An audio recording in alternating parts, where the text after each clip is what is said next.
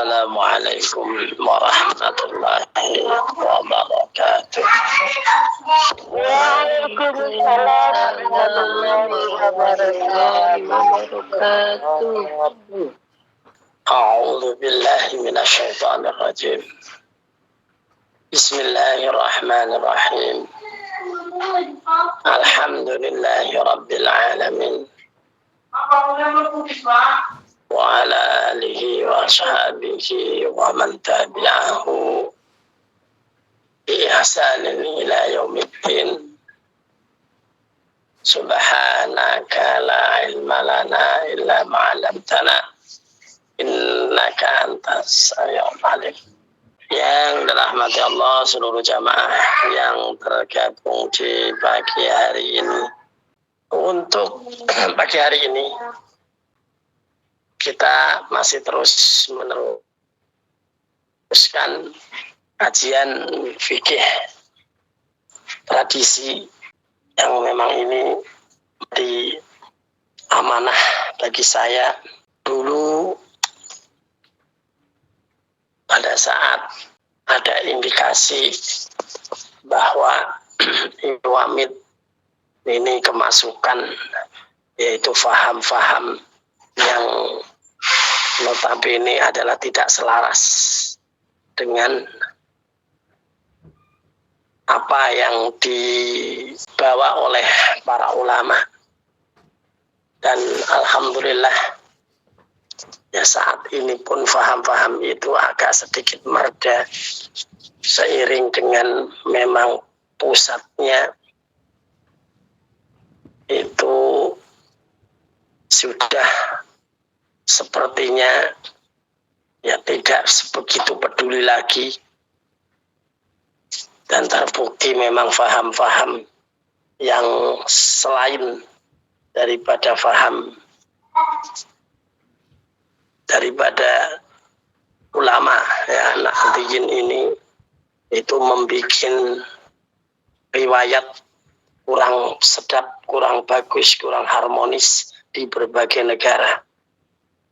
Seperti digambarkan di dalam di satu negara, ya di mana negara itu kalau tidak salah di daerah ini, di daerah Afrika, Sudan, kalau tidak salah, atau ya dalam satu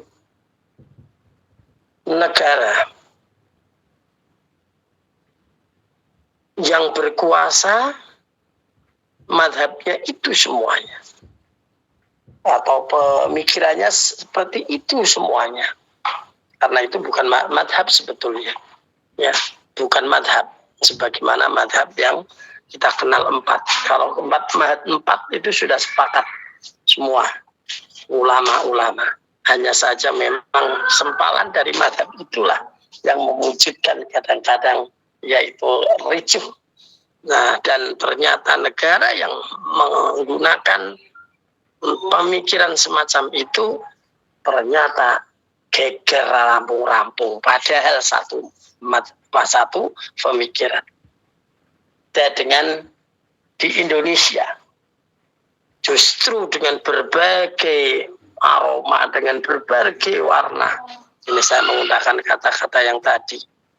Jadi suara saja bisa glowing, kenapa suasana tidak menjadikan aroma? Jadi aromanya beda ya. Nah, jadi aroma yang bermacam-macam itu ternyata bisa bersatu padu. Dan bahkan mereka yang menganggap paling benar, menganggap bahwa ini pun mereka tidak terusik, tetap saja sampai hari ini mereka berjalan untuk mengelitiki. Mereka masih eksis tetap saja, masih ngitik-itik, tapi sudah nggak kayak dulu. Kalau kemarin itu seolah jinteli sampai ngeget-geti orang, tapi alhamdulillah ternyata itu juga ada barokah, ada bagusnya. Karena apa? Jadi para ulama ya, yang berjuang di sini bangun dan tampil untuk membawa dan menerangkan apa yang menjadi amalan-amalannya selama ini ternyata pakai dasar dan pakai dalil. yang mereka selalu mengutamakan dalil. Apa dalilnya? Apa dalilnya? Itu yang jidatnya hitam, siapa itu lupa. Nah itu. Nah, sampai-sampai kata-katanya itu walahalah, yang kupingnya ngeri, jamaahnya benar, tapi tidak pernah mau diajak untuk berdebat atau untuk berargumen. Ya di ini ya cuma di kalangannya sendiri saja, tapi dikeluarin di situ. Katanya tidak ada dasarnya mengikuti kiai, mengikuti ulama. Yang ada adalah mengikutilah ati Allah wa ati Rasul. Mengikuti ya Rasul, bukan ulama, bukan kiai. Nah, katanya begitu, lalu dijawab oleh para ulama atau oleh pendai dari Nahdlatul Ulama. Bagus. Kalau mengikuti Rasulullah, ngetop. Ya, itu dan memang benar. Nah, tapi sayang kamu itu salah hidup. Kalau mau ngikuti Rasulullah, itu harusnya hidupnya ya di zaman Rasulullah. Kenapa kamu baru hidup? Nah ternyata mati kutu juga. Ya. Nah, ternyata dia sendiri ya membaca kitabnya Sahih Bukhari Muslim toh. Itu aja yang dipakai hanya kullu bid'atin dhalalah toh. Itu sudah, itu dalil ngetren bagi mereka. Nah, inilah. Nah, ternyata bangkit para ulama ini untuk memberikan jawaban dari semua apa yang biasa dilakukan. Contoh untuk pagi hari ini yaitu tentang masalah zikir. Zikir ini diserang oleh mereka dengan katanya zikir yang bagus itu diem. Nah, ya diem. Ternyata tidak begitu. Ya, bagaimana hukumnya mengeraskan zikir sebagaimana yang sering kita jumpai di tengah masyarakat? Jawabannya adalah zikir merupakan salah satu sarana komunikasi antara makhluk dan Khalik-nya. Dengan berzikir, seseorang dapat menjadi tenang sebab ketika itu ia telah melaksanakan kepasrahan total kepada Ilahi. Mengakui bahwa segala kelemahan dan kekurangan selalu ada pada dirinya.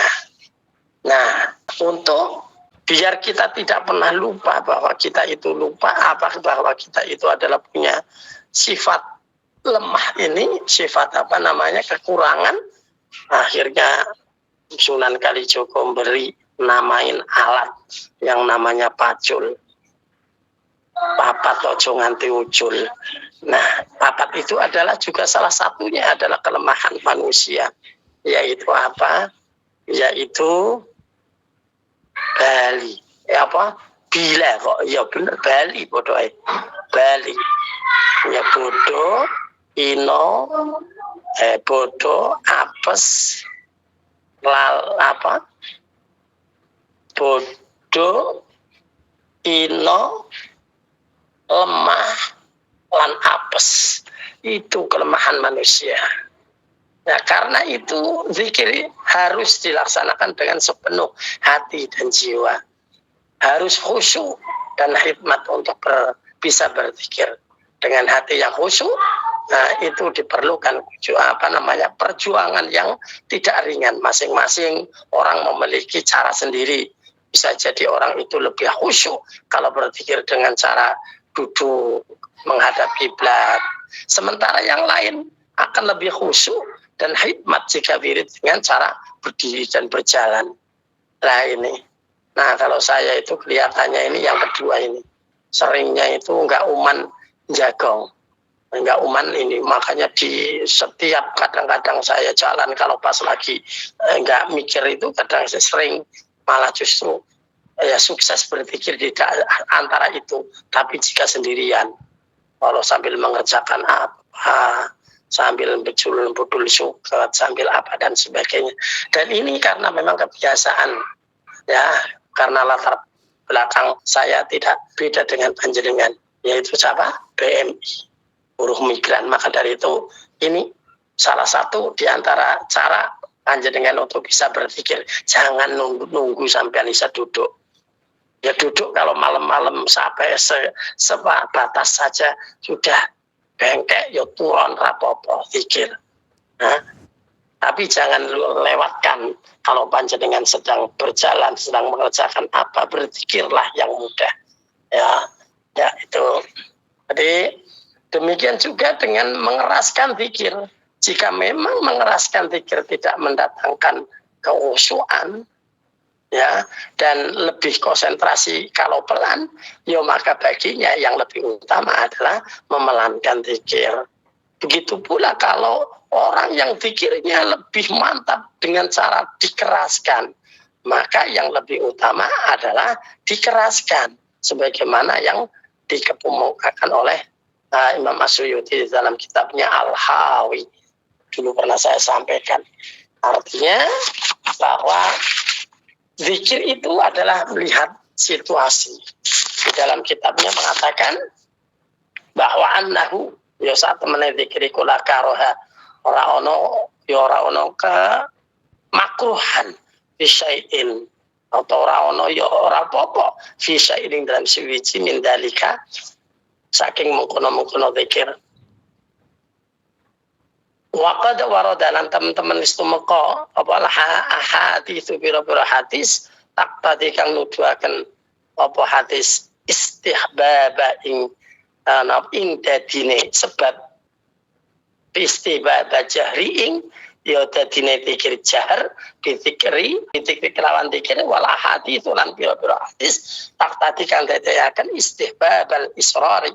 Nah ing dadi sebabe lembut atau kendo bihi kelawan dikir mau wajah maalan gabungaken sapa bae gabungaken bainuma ing karone antara keras lan lirih annadzalika ya sak temene mengkono lirih lan seru iku yakhtalifu persulayan yo berbeda keadaan ikhtilafil ahwali kelawan yo bedane keadaan situasi wal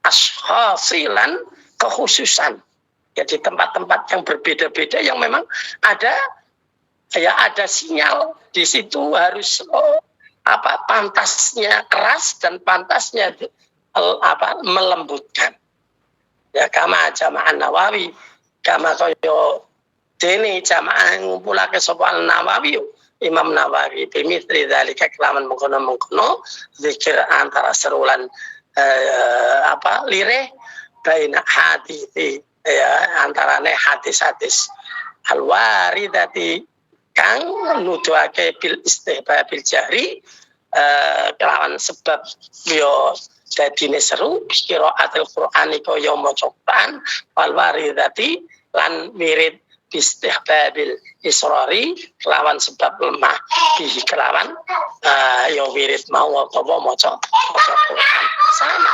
Baca Quran juga dalam keadaan tertentu boleh, kita tidak boleh keras-keras.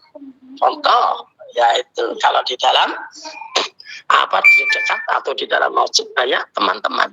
Tapi kalau lagi belajar seperti kita belajar mungkin di Seyambua,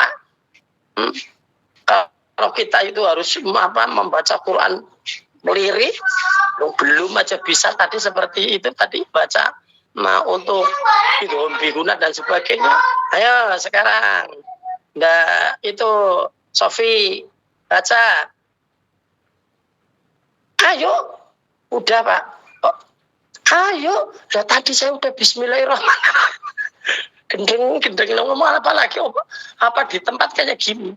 Ya di di HP lo kok nganggo sir ya bubar kabeh. Nah ini namanya ya kuclok gitu namanya ya. Kalau modelnya murid kayak gitu. Jadi keadaannya itu gimana ya? Harus keras apalagi cuma ngerenya seorang gendah tambah lagi. Jadi itu memang ada banyak hadis yang menjelaskan keutamaan mengeraskan bacaan zikir.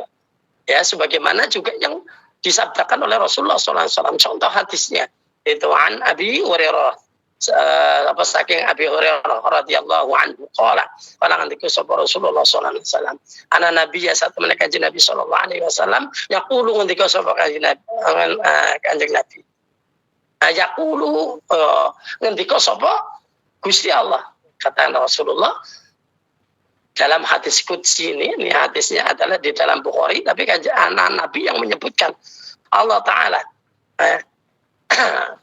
Hadisnya ana idza dhanni 'abdi bi. Ana utawi ingsun Gusti Allah itu iku ngindadoni. Nalik apa ngindadoni, nalik apa? Ing dalem zone abdi. Ing dalem tergantung zon pras-pras prangsangka ne kawulane ingsun. Wa ana ma'ahu lan awa ana lan ingsun Gusti Allah ma'ahu sartane yo ngabdi kawula ingsun. Idza dzakaroni nalikane nyebut ingsun. Ya apa? Fa idza dzakaroni nalikane nyebut ingsun. Artinya apa? Saya tergantung hambaku menyebutnya gimana. Fa idza dzakaroni nalikane nyebut sapa apa? Ngabdi ingsun fi nafsi ing dalam yo atine abdi ya dzakaratahu mongko nyebutake sapa ingsun fi nafsi ing dalam ati apa ingsun. Ya kalau nyebutnya dengan cara pelan di dirinya sendiri, saya pun akan saya sebut dia dengan di diri saya sendiri. Kata Allah begitu. Tapi sebaliknya wa in dzakarani lan nalika nyebut sapa. Nah, apa nalika nyebut ingsun fi mala'i dalam kumpulan dzakartahu mongko nyebut sapa ingsun fi mala'i dalam kumpulan. Khairim minhum kang lebih bagus timbang kumpulane abdi. Apa kumpulane? Mangka kumpulane Gusti Allah niku ya kumpul bersama malaikat. Nah ini ya jadi Masya Allah ini jadi keras boleh ya, tapi pelan juga boleh, sama-sama ada bagusnya tergantung dari situasinya. Begitu pula pendapat kita yang temukan banyak hadis yang mengumumkan tentang keutamaan zikir pelan. Ada. Contoh An Sa'id bin Malik. Qala Rasulullah sallallahu alaihi wasallam khairu dzikri al-khafi. Ya, yang tadi ini adalah dari dalam Bukhari nomor hadis 6.857. Nah, yang ini contohnya saja sama-sama apa namanya sahih, tapi ini adalah musnadnya adalah di dalam kitab Musnad Ahmad bin Hambal, yaitu hadis 1397. Ya, kata Rasulullah bahwa khairu dzikri, ya sebaik-baik zikir itu adalah al-khafi, ya zikir yang pelan atau yang samar. Ya tentunya di sini nggak bisa cuma dipakai satu. Ya dipakainya ya semua. Wah, ini kan hadis, ini kan sahih. Loh ini juga sahih. Ya sing keplek ya anu nih pola pikir itu. Jadi merasa ini dan itu jelas. Ya wong kumpulannya ini umpama kayak itu apa zikir di alun-alun di pengajian umum. Ya afdhalu dzikri falamanahu la ilallah la ilaha illallah. Ya umpama meneng kabeh. Aku bingung wis. Apalagi kumpulnya di on air semacam ini. Coba kalau pas ini. Ya memang ada satu-satu memang yang kalau zikir kayak gitu enggak apa-apa, paling pentalit enggak apa-apa. Semuanya bunyi buka moodnya enggak apa-apa. Memang jadi istilahnya jadi lebih hidup. Tapi kalau untuk pelan ya tambah remuk. Ya jadi itu. Jadi harus sesuai dengan keadaannya. Ya jadi boleh pelan, ya satu saat boleh bareng-bareng zikir boleh, karena memang tidak dilihat keindahannya. Tapi lagi nyanyi Indonesia Raya lah ini perlu direvisi nih. Rasa deh mumet kupingku. Jadi untuk pikirannya sih mumet, tapi kupingnya mumet. Delok sing iki Pales sing iki ini benar-benar ini muridnya Iwan Fals sama Dul Sumbang. Aduh sama. Jadi coba ini tadi ya dilihat-lihat itu gimana. Jadi kalau pas lagi apa ya keras buka mood semuanya. Kalaunya itulah. Jadi pentingnya jadi kita lihat situasi dan kondisi. Ojo ditambah toleransi apalagi disingkat malah jadi ragena meneh. Nah, namun sebenarnya hadis ini tidak bertentangan karena masing-masing memiliki tempat sendiri-sendiri, yakni disesuaikan dengan situasi dan kondisi yang berzikir tersebut. Ya, oke, insya Allah kita lanjutkan untuk pertemuan yang akan datang. Ini agak sedikit panjang. Sekian, wallahul muwaffiq ila aqwamit thoriq. Assalamualaikum warahmatullahi wabarakatuh. Waalaikumsalam warahmatullahi wabarakatuh. Assalamualaikum warahmatullahi wabarakatuh. Waalaikumsalam warahmatullahi wabarakatuh. Saya Sulastri dari kelompok belajar Lavender OY. Mau bertanya gini menghadapi teman itu dia itu mempunyai pedoman begini. Saya orang Jawa, gak akan menghilangkan Jawanya. Tapi aku juga bukan orang NU, juga bukan orang Muhammadiyah, begitu. Yang penting tujuan saya itu ke Allah. Menyikapi teman yang seperti ini gimana, caranya kita untuk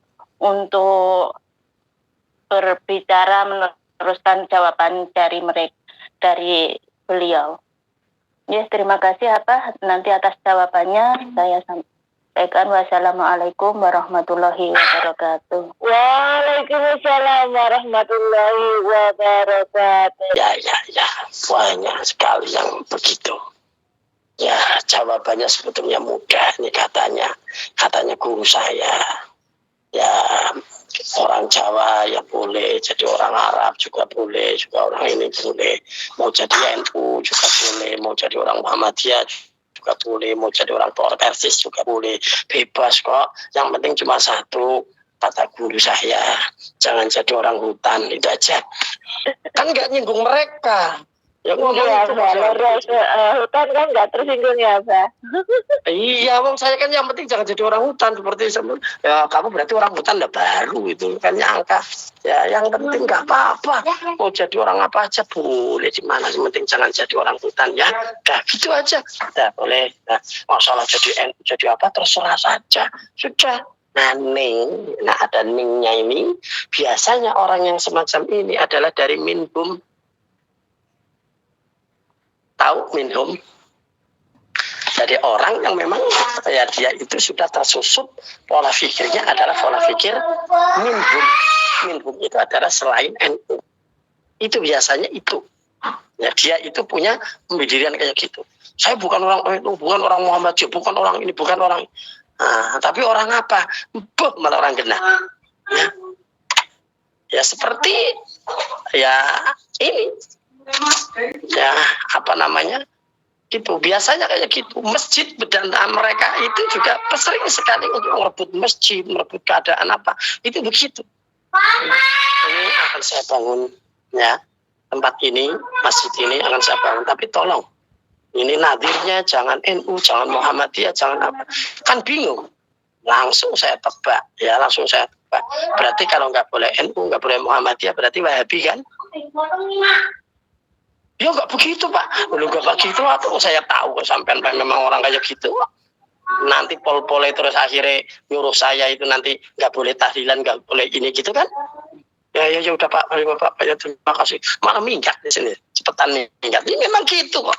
Jadi dia itu katanya gitu.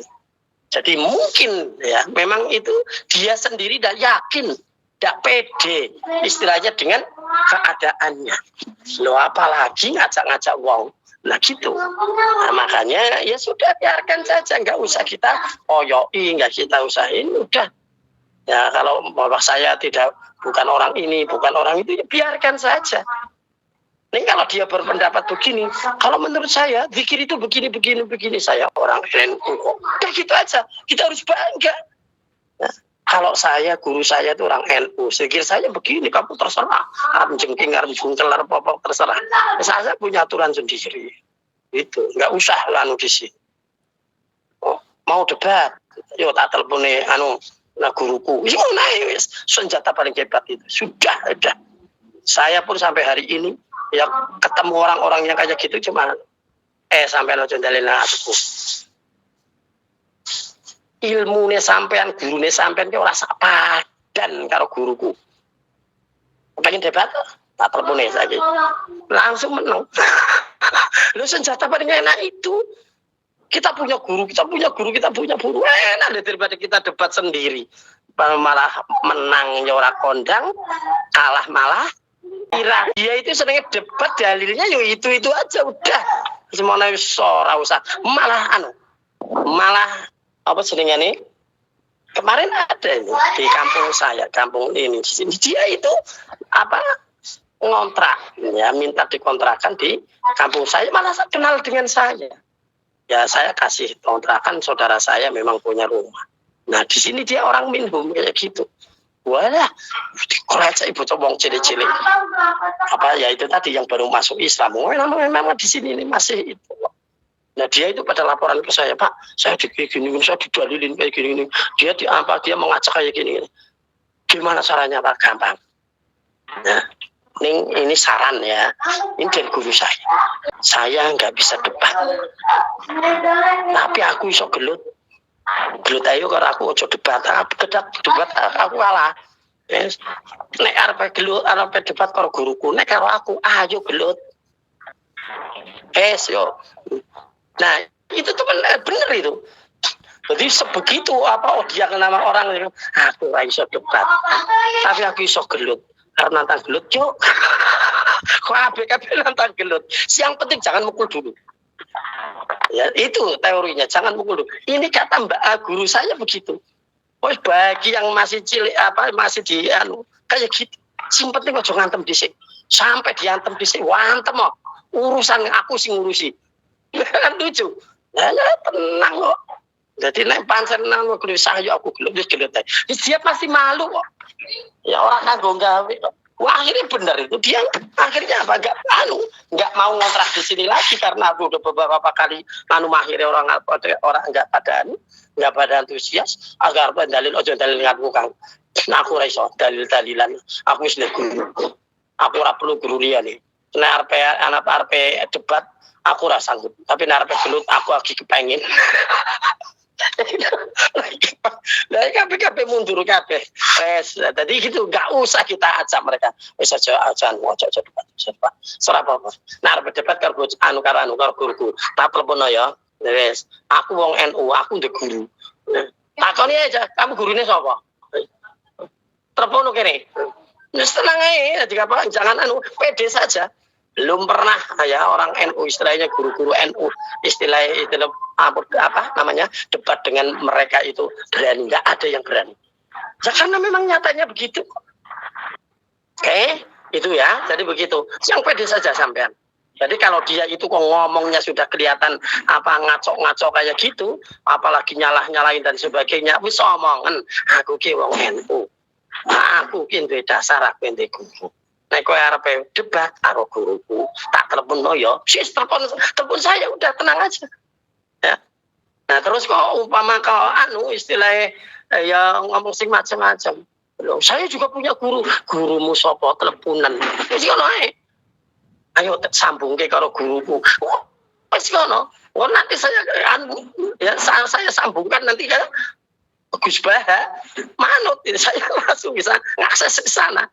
Wes diukrung suarane Gus Bayu udah enggak pernah bakalan. Jadi itulah ya. Jadi kita harus pede lawan mereka ya dengan argumen, dengan apa. Yang penting mereka itu apa? Biar tidak kagen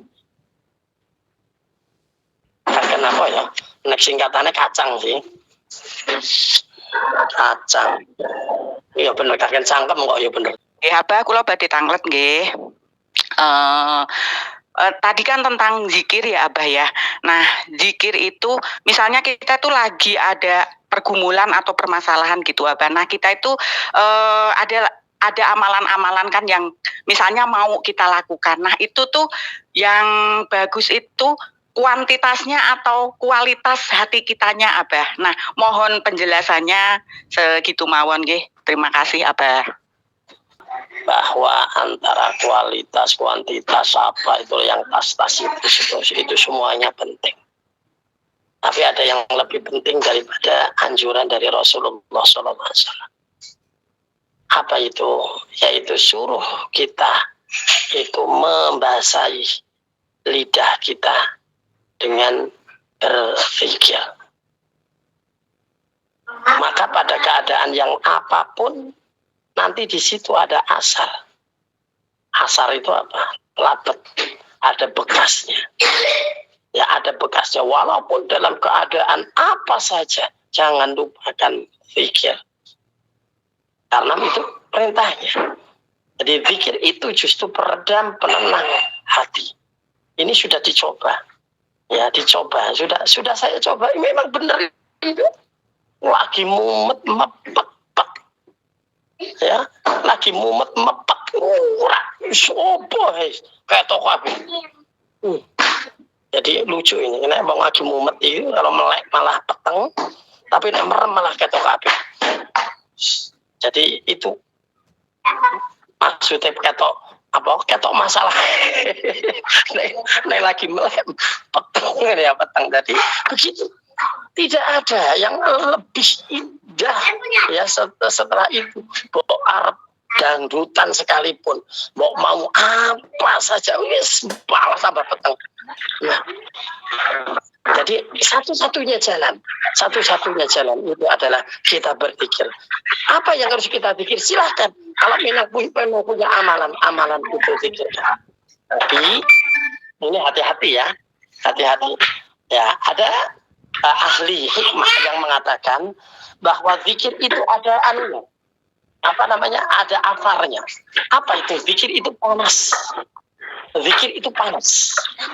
Ya, maka dari itu, nah kalau lagi zikir ini pengalaman orang yang biasa zikir, bukan saya. Tapi saya ikuti benar. Kalau lagi zikir itu seolah-olah itu macam istighfar. Itu kalau sudah lebih dari 100, lebih dari ini. Wah, apalagi kadang-kadang malah istilahnya pusing, panas itu. Nah, apa yang harus dilakukan? Berarti harus berhenti. Tapi berhentinya di itu. Lalu kita baca yang lain, sholawat. Nah, baca sholawat yang ini nanti mulai lagi. Jadi sholawat itu adalah peredanya. Jadi baca sholawat di lagu boleh, di apa boleh, di rengang boleh. Sudah. Malah kadang-kadang kalau saya lagi mepet dan sebagainya masa itu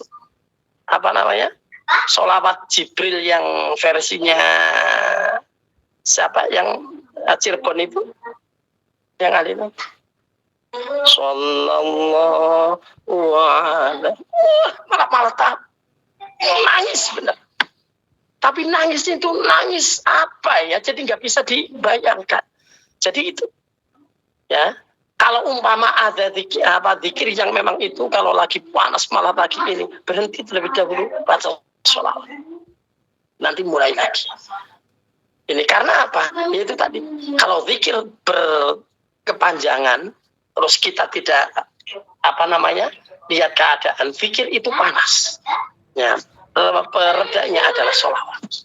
Nah, kadang-kadang ada orang yang zikir itu dia jadab apa edan, saya nggak bisa bedakan jadab dan edan.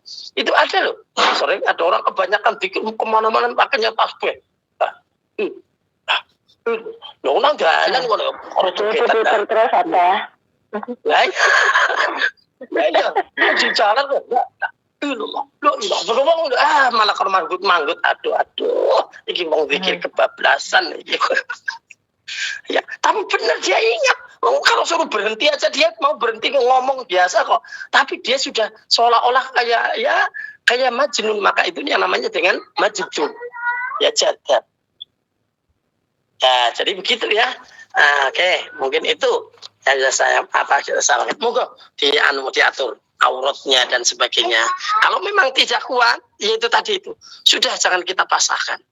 Tapi berhenti sejenak. Tetapi kan harus satu majelis, Pak. Ya satu majelis yang kuat, yang orang kuat piye. Apalagi dalam keadaan lebih baik zikir apa yang kita bisa, kita mampu, kita mudah, ya. Tapi sambil jalan, tapi mana itu lebih bagus bagi kita loh. Bukan bagi orang-orang yang memang dia kuat untuk duduk, ya, untuk duduk. Tuh, jadi Nah, kalau bagi kita yakin afdolnya, yakin bagi pekerja keras dan seperti itu, yakin. Wong saya di rumah saja nggak ada, saya nggak ngemek apa-apa juga. Tapi kebutuhan, artinya kebutuhan harus ini dikerjakan, ini dikerjakan. Ngenteni jagong, wah repot. Jadi akhirnya kita pakai jalan kaki, jalan sambil sambil nyuci piring, sambil jadi berpikir. Jadi itulah udah, kita nggak usah merasa saya itu paling bagus, enggak, saya bisanya begini. Yang akan menilai bagus dan tidak itu adalah Allah, dan itu nanti akan wujud di dalam hati kita, kenyamanan. Itulah yang terpenting. Oke, jangan sampai kebablasan ya. Yuk, assalamualaikum warahmatullahi wabarakatuh. Waalaikumsalam warahmatullahi wabarakatuh. Bismillahirrahmanirrahim. Allahumma shalli ala sayyidina Muhammad. Sayyidil awwalin wa akhirin wa radiyallahu subhanahu wa ta'ala. Alhamdulillah rabbil alamin. Ya Rabbana la ilaha kama yad'u ila al-jannah. Allahumma arina al-haqqa haqqan warzuqna ittiba'ahu. Wa arina al-batila batilan warzuqna. ربنا لا تزغ قلوبنا بعد إذ هديتنا وهب لنا من لدنك رحمة إنك أنت الوهاب اللهم اجعلنا وأولادنا وذريتنا وتلاميذنا من عبادك المتقين من عبادك الصالحين اللهم بارك في رزقنا اللهم بارك في عمرنا اللهم بارك في علمنا اللهم بارك في حالنا يا الله ربنا ظلمنا أنفسنا وإن لم تغفر لنا وترحمنا لنكونن من الخاسرين ربنا آتنا في الدنيا حسنة وفي الآخرة حسنة وقنا عذاب النار وصلى الله على سيدنا محمد سبحانك رب العزة عما يصفون سلام على المرسلين والحمد لله رب العالمين. غير الفاتحة. أعوذ بالله من الشيطان الرجيم بسم الله الرحمن الرحيم الحمد لله رب العالمين الرحمن صراط الذين أنعمت عليهم غير المغضوب عليهم ولا الضالين. Assalamualaikum warahmatullahi wabarakatuh. Waalaikumsalam warahmatullahi wabarakatuh.